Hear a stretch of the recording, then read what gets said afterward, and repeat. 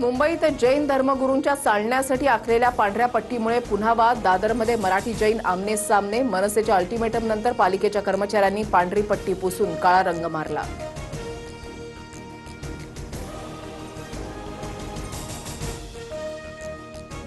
पांढरी पट्टी हा सांस्कृतिक दहशतवाद, अशा गोष्टी खपवून घेणार नाही. पालिकेनं तक्रार दाखल करून गुन्हा नोंदवावा. संदीप देशपांडेंची भूमिका.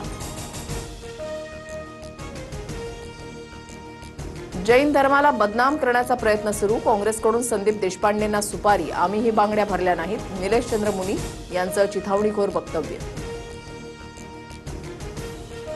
अजितदादांप्रमाणे एकनाथ शिंदेंचा घात होऊ शकतो. दादा कसे गेले हे सर्वांना माहिती. शिवसेनेचे माळशिरस पंचायत समिती सभापती दत्तात्रय मगर यांचं मोठं विधान. रोहित पवारांच्या अन्नत्याग आंदोलनाचा दुसरा दिवस. कर्जमाफीच्या अटी हटेपर्यंत माघार नाही. रोहित पवारांची भूमिका. परवापासून नामदेव पायरीजवळ आंदोलनाला बसण्याचा इशारा. मुख्यमंत्री फडणवीसांकडून भीमाशंकर मंदिर विकास आराखड्याची पाहणी. प्रशासनाकडून खूप वेगानं आणि चांगलं काम सुरू. मुख्यमंत्री फडणवीसांची माहिती. अयोध्येच्या राम मंदिर दानपेटी चोरी प्रकरणामध्ये एसआयटी स्थापन. 3 सदस्यीय समिती प्रकरणामध्ये तपास करणार. मंदिर ट्रस्टनं एसआयटी स्थापन करण्याची केली होती मागणी.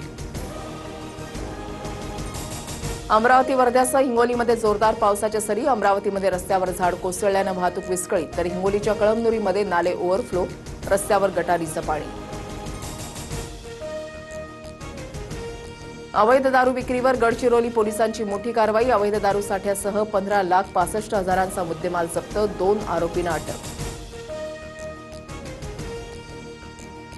आसामच्या जोरहाट विमानतळावर भारतीय हवाई दलाचं AN-32 विमान कोसळलं. दुर्घटनेमध्ये वायुदलाचे 5 जवान शहीद तर एका जखमी पायलटवर उपचार सुरू. दुर्घटनेबाबत चौकशीचे आदेश.